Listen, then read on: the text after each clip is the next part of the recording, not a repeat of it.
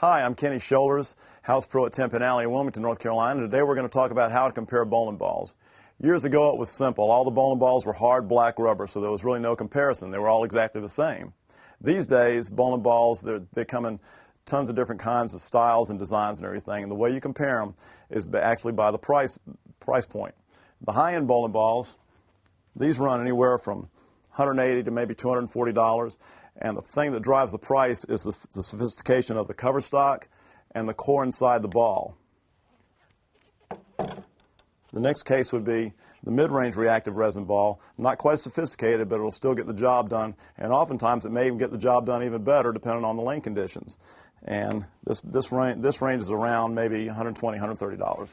Then you've got the lower-end reactive resin ball. These start around $80 and go up to about $120, again driven by the sophistication of the cover stock and the core inside.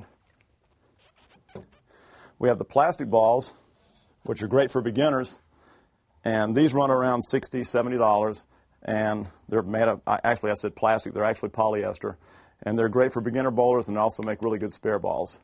And then if you really want to get fancy, you can get a NASCAR ball that's got graphic designs on it. You can order them like that, or perhaps even your favorite sports team.